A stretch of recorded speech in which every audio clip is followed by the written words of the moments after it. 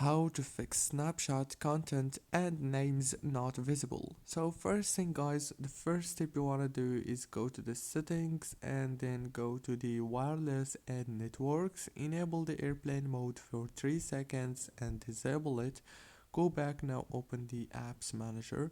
When you open the apps manager, now click on snapshot right here and then click on the storage. When you click on the storage, click on clear data to clear all the data and click on clear cache and then click on this forward stop, and after that click on data user here.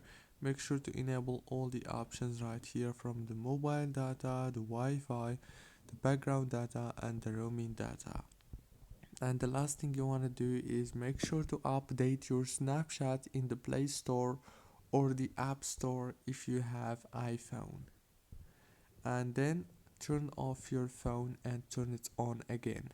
Don't forget to like, subscribe, and thank you so much for watching.